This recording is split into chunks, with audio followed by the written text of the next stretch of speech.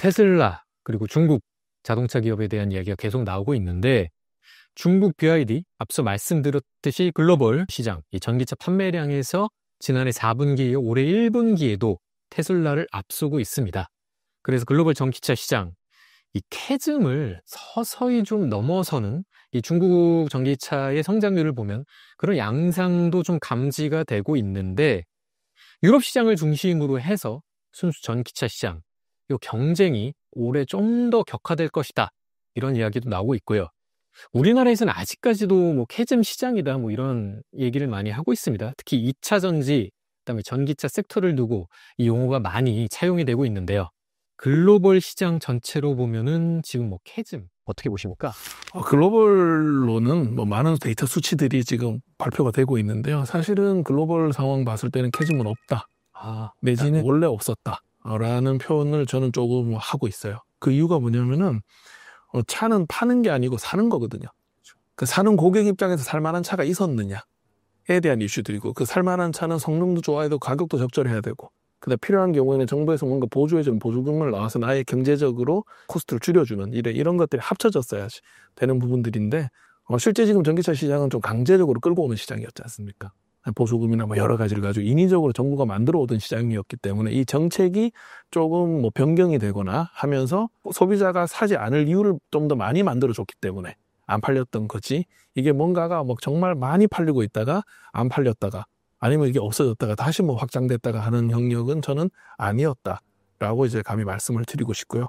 이제 그런 관점에서 봤을 때는 한국은 아시다시피 작년에 이제 뭐 화재나 안전에 대한 이슈들이 굉장히 크게 나왔기 때문에 심리적인 요인으로 안 팔린 거는 사실 맞아요. 근데 글로벌로 봤을 때는 지금 뭐 미국 같은 경우 트럼프가 보조금 안 주고 이제 인센티브들을 줄이고 있습니다. 충전기도 마찬가지고 하지만 전기차가 팔려나가는 속도를 봤을 때는 그냥 큰 차이가 없어요.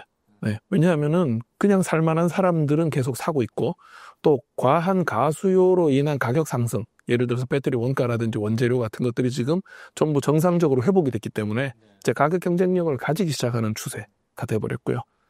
특히 동남아 같은 경우는 지금 우리가 많이들 안 쳐다보고 있는데요. 태국이나 인도네시아를 비롯한 예전에 일본 제조사들이 강세였던 나라들 같은 경우에는 사실은 지금 BYD를 비롯한 울린 등의 중국산 전기차들이 내연기관 차보다 더 싸게 지금 팔리고 있어요. 원가 경쟁력을 가지기 시작했다는 거죠. 그래서 아무 보조 없이 같이 팔리는 시장에서 지금 내연기관 차와 경쟁을 하고 있기 때문에 아마 궁극적으로 이 글로벌 시장에서의 캐즘은 아마 없어질 것이다 라고 보고 있고요. 근데 이게 2차 전지와는 조금 다른 관점들이 있어요. 왜냐하면 2차 전지는 자동차에 팔아야 되지 않습니까? 그럼 자동차 회사는 차가 내후년쯤 팔릴 거를 예측을 하고 발주를 합니다. 그럼 지금 나오는 발주의 물량들이 전부 2년이나 3년 후 거예요. 근데 중간에 앞에 말씀드렸듯이 약간의 변화의 시점들이 있었기 때문에 작년, 저작년 좀 주춤했죠. 그러다 보니 이 배터리 회사들 입장에서는 발주가 줄어든 거고요. 그러다 보니 가격은 원재료 가격이 떨어지니까는 수익률이 더 나빠지는 거고. 그래서 약간 이제 악순환의 고리에 들어섰다가 지금 이게 조금 풀려가는 쪽이다라고 보는 게 맞고요. 또 자동차 쪽은 앞에 말씀드렸듯이 사실 전 세계 자동차 회사들이 다 좀 정신을 못 차렸어요. 미국도 마찬가지고 유럽도 마찬가지고 뭐 테슬라 혼자 독보적으로 좀 잘 치고 나가는 것처럼 보였지만 그 테슬라 혼자 전체 볼륨을 다 감당할 수는 없는 상황이지 않습니까? 그래서 이제 각 제조사들이 현실적인 목표를 가지고 전기차 내지는 전동화에 대한 전략들을 수립해서 나오기 시작해요. 그러다 보니 현실적인 배터리에 이제 그 주문들이 들어가는 거고 현실적인 가격을 요청하기 시작하는 거죠. 그래서 이게 모두가 현실화가 되려 그러면은 아마 올해 내지는 내년까지는 좀 고생을 할 것이다 라는 게 보이고 있고요. 전동화로 가기 위한 가장 중요한 요소인 배터리, 그 다음 전기차에 대한 기술, 그리고 이를 충전해주기 위한 에너지까지에 대한 모든 포트폴리오가 이제 완성이 되어 가고 그게 준비가 끝났기 때문에 아마 정상화된 고객들이 사고 싶어하는 시장들이 올해 말 내년부터는 본격적으로 형성이 될 것이다. 그리고 그때까지 이제 이 배터리 회사들은 조금 더 힘들 것이다.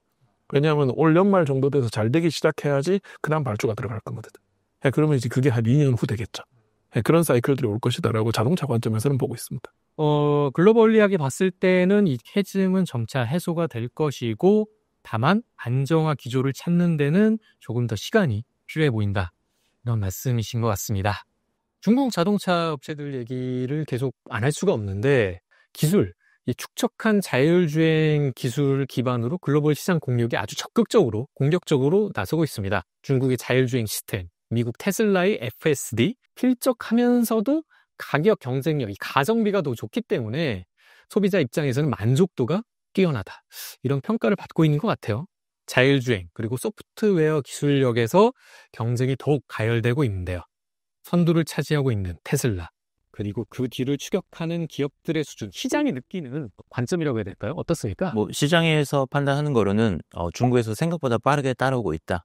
그래도 미국보다는 중국이 훨씬 더 규제가 완화적이라는 점, 그리고 중국은 정부에서 적극적으로 방향성을 잡아주면은 모든 기업들이 다 거기에 올인을 해서 개발을 하기 때문에 집중도나 속도나 이런 측면에 있어서는 특히나 따라잡는 거는 굉장히 좀 빠르기 때문에 미국 수준의 기술력을 굉장히 따라잡을 수도 있겠다라는 생각들을 많이들 지금 하고 계신 것 같습니다.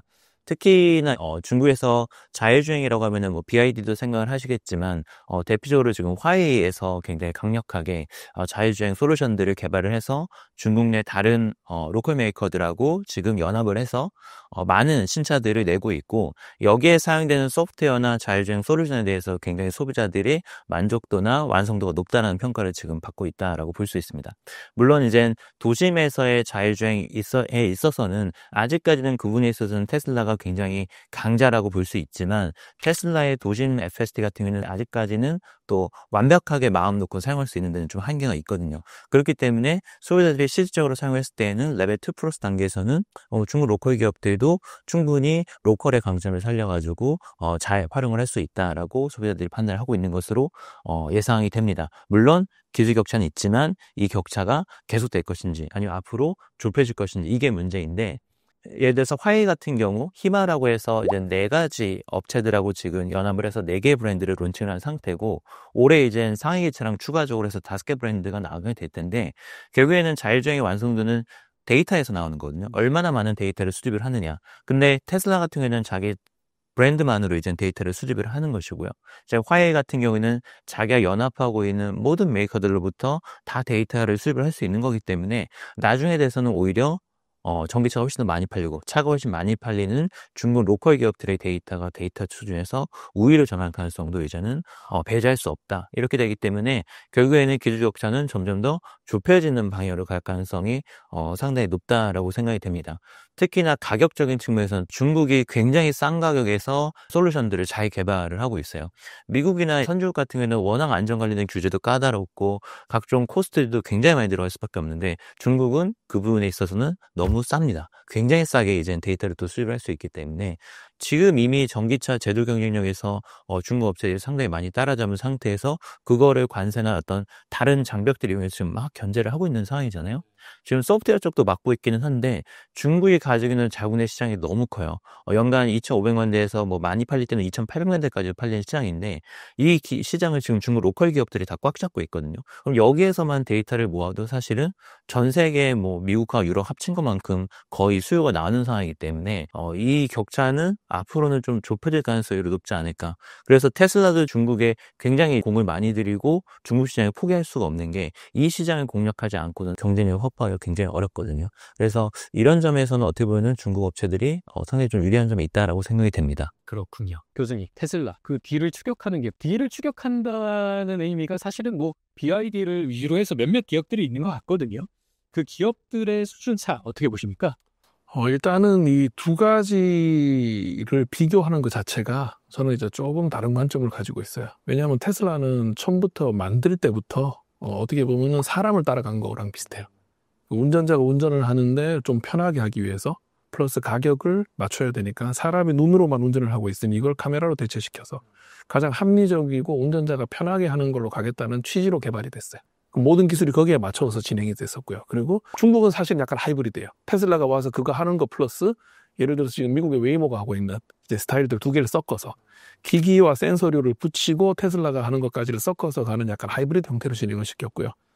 또 반대로 이제 미국에서 진행을 주로 했던 자율주행 같은 경우에는 이제 처음부터 운전자가 없이 그냥 무인으로 가겠다라는 관점에서 시작을 했기 때문에 이 두 개는 사실은 비슷하게 보이지만은 접근 방법이나 보는 뷰포인트가 완전히 다른 기술들이라고 저는 보고 있어요. 물론 끝에 가면 합쳐집니다. 모든 게 이제 융합이 될 수밖에 없으니까 합쳐지지만 현 시점까지는 그 지향성, 방향성 자체가 달랐고 기술에 대한 구현 자체가 달랐어요. 그래서 이거를 한꺼번에 놔두고 비교를 하고 무엇이 더 좋다, 나쁘다를 자꾸 이제 수치화시키는 건 조금 한계가 있을 것 같다라고 지금 먼저 말씀을 드릴 수가 있고요. 그리고 궁극적으로 지금 중국이 정부 주도로 저렇게 이제 기술을 개발하고 중국 회사들이 저렇게 말을 잘 들을 수밖에 없는 이유는 있어요. 지금 중국 내 시장은 포화하고 자동차 회사 너무 많아요. 이제 정리를 할 거거든요. 정부 말 안 들으면 안 돼 하고 정리를 할 거기 때문에 죽기 살기로 다 따라올 겁니다. 그래서 하나의 솔루션화를 시키는 거를 가져갈 거예요. 근데 이제 여기서 이제 그 다음 고민을 해야 되는 거는 이 자동차는 원래 규제 산업이에요. 수많은 인증과 시험과 소송과 뒷단의 일들. 차를 만들어서 파는 게 중요한 게 아니고요. 차를 만들어서 팔기 위한 시험이나 인증받아야 되는 거. 팔고 난 다음에 AS 및 허송이나 뭐 뒷단의 대응들이 굉장히 많은 비즈니스인데 이 우리가 생각하는 로보택시라는 거는 자동차 제조가 아닌 운수업이라고 보는 게 맞아요. 예를 들어서 이런 거죠. 뭐 벤츠 차가 좋으니까는 모든 운수용 차는 다 벤츠로 써야 됩니다. 다른 이야기죠, 사실. 다른 이야기죠. 네, 아닐 수 있지 않습니까? 그것처럼 이 로보택시에 해당되는 이제 완전 무인주행에 관련된 거는 그 나라마다 지역마다의 규제에 대한 이슈가 더 크기 때문에 이제 뭘 허락해 줄까는 각 나라마다의 정책이 각각 다 다를 수밖에 없어요. 그리고 이 산업 자체는 아시다시피 각종 센서에 대한 데이터, 통신이 전부 다 연결이 돼 있거든요. 그럼 이게 뭐하고 비슷하게 보이냐면은 우리가 쓰고 있는 국가기관망인 통신사, 그 다음에 예를 들어 전력망, 그리고 운수교통망을 해외 쪽에다가 다 내줄 수는 없지 않습니까? 그래서 얘는 이제 전략적으로 접근할 수밖에 없어요. 그럼 예를 들어서 중국에서 BYD가 아무리 잘 만들었어도 얘가 유럽에 가서 그냥 돌아다닐 수 있게 허가해 줄 것이다? 저는 아니라고 봐요. 그러니까 미국은 아예 못하게 할 거고요. 그럼 한국은 과연 해줄 것이냐? 약간 다르다는 이야기죠. 그래서 그 관점에서 이 문제를 봐야 된다는 거 하나가 있고요. 또 테슬라나 나머지 그 같은 경우에는 센서류들 중에서 라이다가 많이 이슈가 되는데 이제 저는 감히 어디 가면 말씀을 많이 드려요.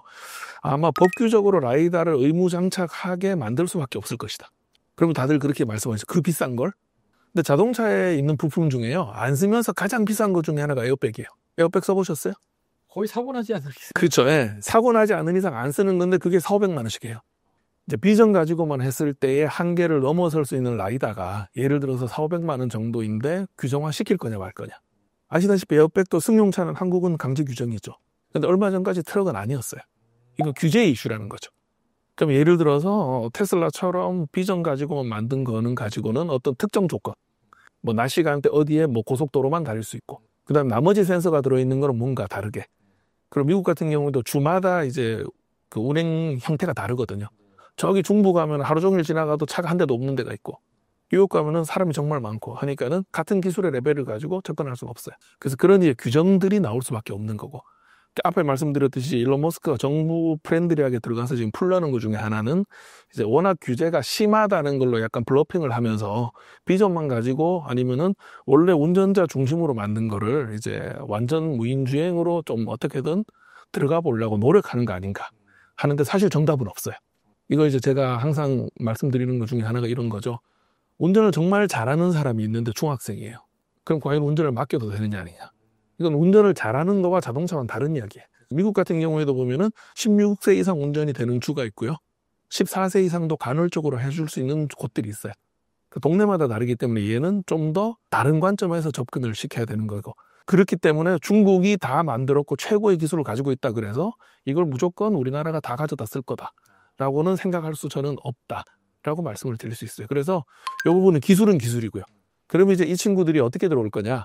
이 기술의 전체 플랫폼을 넣는 게 아니고요. 이제 모듈 형태 아니면 부품 단위로 뭔가에 이제 섹터별로 집어넣어서 얘를 판매하는 그런 전략들로 들어올 것이다 라고 보고 있습니다. 세구나 이렇게 돼서 그렇죠. 약간 레고 조립하듯이 그렇게 해서 가지고 들어오고 통제는 전부 이제 각 나라에서 아니면 뭔가 운수업에 해당되는 라이센스를 가지고 있는 쪽에서 가져갈 수밖에 없게 만든다. 운수업을 하는 회사는 차가 필요하지 않습니까? 그것처럼 그 운전사에 잘 맞는 차를 만들어줘야 되거든요. 그럼 이 차가 경제적으로 잘 운영이 되고 내구성이 튼튼하고 운전수가 시키는 대로 잘 움직여주게 만드는 것도 되게 중요해.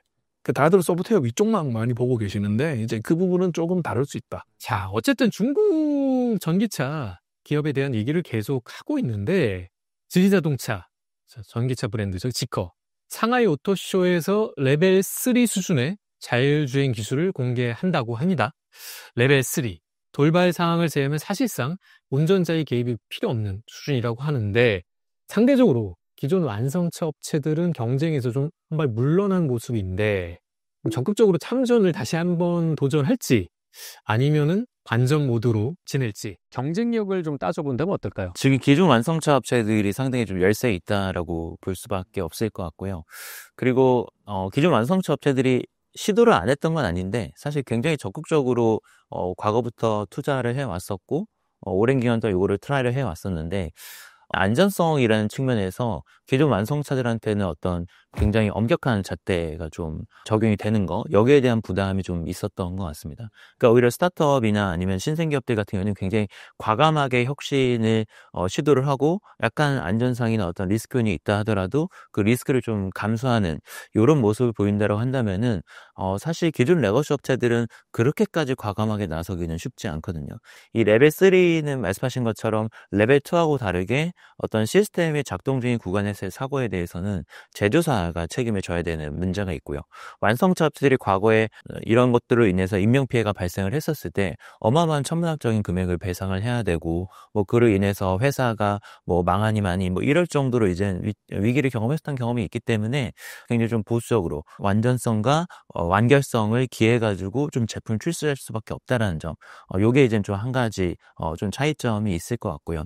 예를 들어서 과거 GM 같은 경우에도 뭐 크루즈라고 하는 자율주행 솔루션 업체도 내부에서 운영을 했었는데, 인명피해 사고 한 번 나면서 거기에 약 한 뭐 7조 원 이상 투자를 했었는데 거의 사업을 스크랩하는 단계로 지금 가고 있거든요. 그러니까 굉장히 오랜 기간 동안 수조 원의 돈을 들였는데 사고 한 번 나면은 이제는 그냥 사업 손 떼라, 약간 이렇게 나와버리니까 기존 완성차일 때는 굉장히 좀 난감한 거죠. 왜냐면은 테슬라 같은 경우에도 몇 번 사고가 있었지만 계속 법정 소송 이어가면서 하고 있는데, 사실은 기존 업체들은 그런 것들이 지금 좀 쉽지 않은 상황인 것 같습니다.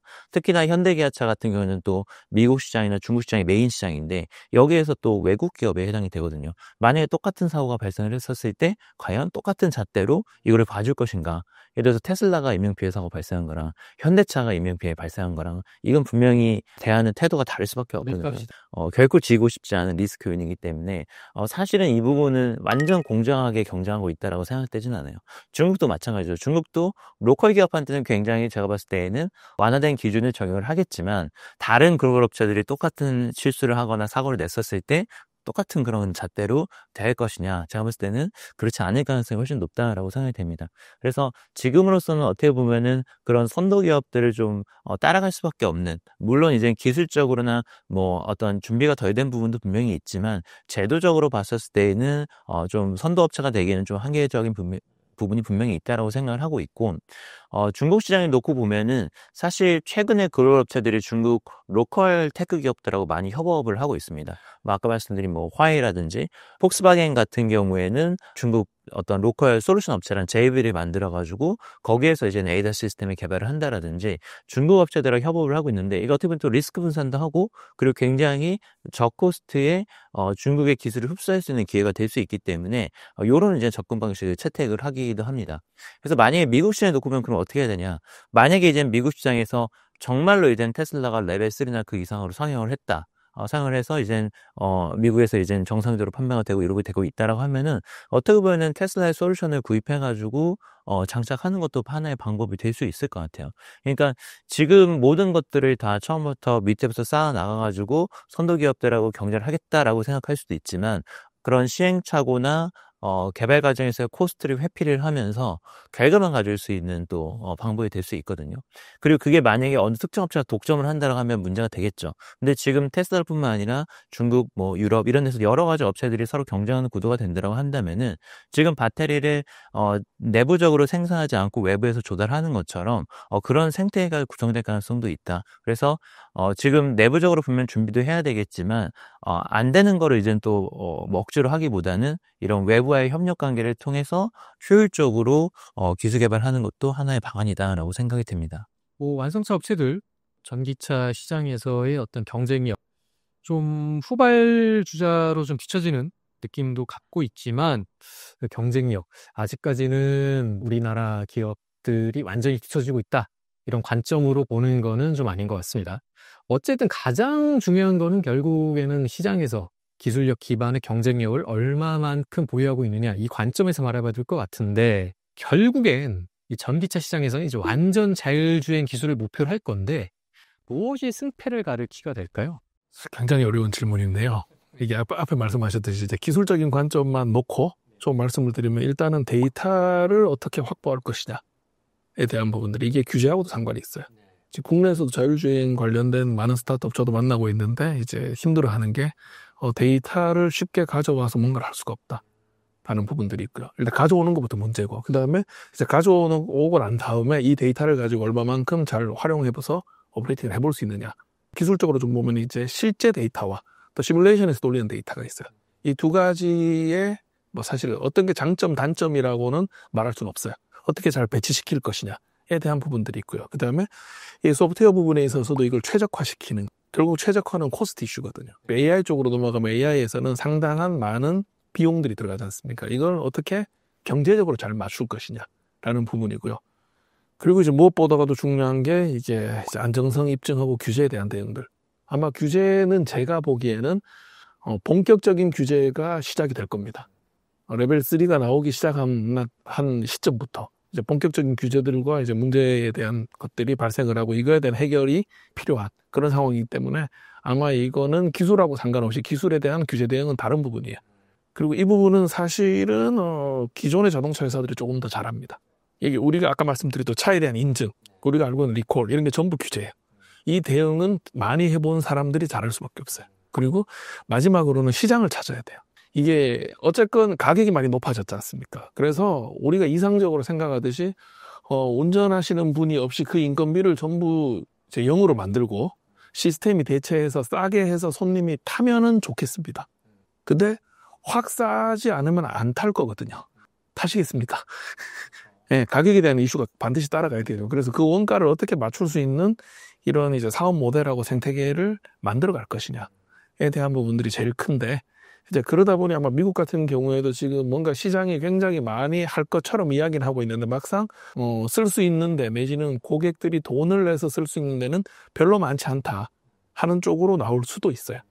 그래서 이 복합적인 것들에 대한 해결이 조금 이제 고민이 될 것이다 라고 생각을 합니다. 특히 데이터 안전성 부분을 자꾸 수치화 하시는 분들이 많으신데요. 예를 들어서 이래요. 10,000분의 1의 확률이나 100,000분의 1의 확률이냐, 사고 당사자 입장에서는 똑같은 거예요. 예, 내가 당하면 당한 거고, 그게 0이 되면 괜찮겠지만 100,000분의 1이라도 나온다 그러면 그건 당한 거예요. 안전성 부분은 뽑기 운이 되면 안 되거든요. 그렇죠. 예. 그래서 이걸 수치화시킨 기술적 데이터 가지고는 소비자를 설득시키기가 어렵다 하는 부분들이 있기 때문에, 이제 이 물론 높여야죠. 정밀도를 높게끔 만드는 것도 중요하지만, 그 10,000분의 1이 발생했을 때 그걸 어떻게 처리할 거냐를 더 고민을 하는 게 이제 훨씬 더 사업화 시키는 포인트에서는 더 필요할 것이다 라고 볼 수 있습니다. 여러 가지 좀 어려운 난국, 관세 이슈도 있고 만만치가 않은 시국인데, 지금 상황에서 개미 투자자들, 또 서학 개미분들도 계시고, 지금 투자자들 어떤 기업에 투자하는 게 전략적으로 유효할지, 장기적인 투자 전략을 세워본다면 어떤 관점으로 들여다보는 게 좋을지, 팀장님 어떻게 보십니까? 어렵죠. 지금 뭐 워낙 그 노이즈가 상당히 많은 상황이기 때문에 적극적인 투자 방향성을 잡기가 사실 굉장히 쉽지가 않습니다. 기업들도 잘 모르죠. 그렇죠. 뭐 기업들도 지금 뭐 가이던스를 못 주고 있는 상황인 거고, 그리고 사실 이게 좋은 방향으로의 어떤 뭐 변동성은 모르겠지만, 이게 상당히 안 좋은 방향의 변동성도 좀 큰 상황이기 때문에 거기서 이제 좀 오는 고민이 있고요. 근데 지금 전반적으로 봤을 때 저희가 기술이라는 측면만 놓고 봤었을 때에는 일단 중국 업체들이 굉장히 많이 추격하고 있다라고 봐야 될 것 같아요.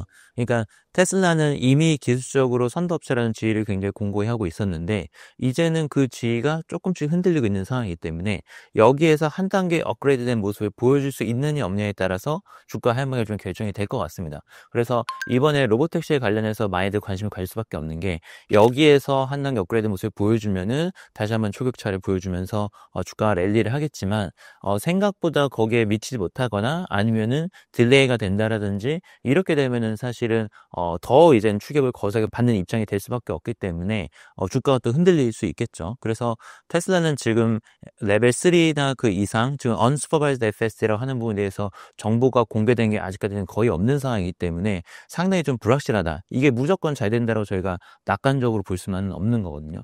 중국 업체들 같은 경우는 지금 기세를 올리고 있죠. 기세를 올리고 계속해서 판매량도 늘어나고 기술적으로 따라가고 있는 입장이기 때문에 단기적으로 봤을 때는 상당히 좀 좋은 유망한 어떤 피익이 될 수 있을 것 같습니다. 다만 이제 올해 중순 이후부터는 상당히 또 변곡점이 있을 수 있기 때문에 그 리스크가 있지만 그래도 후발주자로서 굉장히 코스트 이펙티브하게 따라간다는 점에 있어서는 장기적으로 봤을 때는 좀 나쁘지 않은 전략이 될 수 있을 것 같아요. 리스크는 좀 최소화하면서 후발주자로서 따라가는 데는 좀 부담이 덜하기 때문에 테슬라의 궤적을 계속 괴롭히면서 쫓아갈 가능성도 있지 않을까 이렇게 좀 지금 생각이 되고 있습니다. 국내 같은 경우에는 사실은 이 관세가 타겟팅하고 있는 국가들을 보면은 어떻게 보면은 한국하고 일본이 제일 큰 영향을 받을 수밖에 없어요.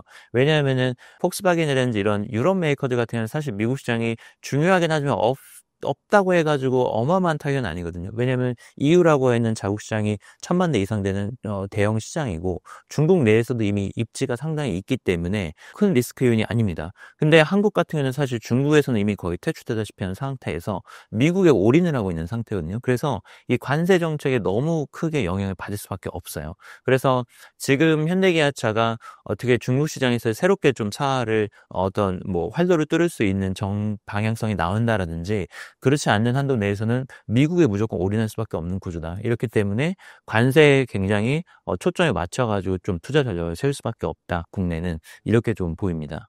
이제 중국 여타 전기차 업체를 위시로 해서 후발주자들, 사실 챔피언 벨트를 오랫동안 두르고 있던 왕좌에 오랫동안 있었던 기업이 이제 테슬라인데 테슬라를 트래킹하면서 굉장히 공격적으로 지금 시장에 다가오고 있거든요.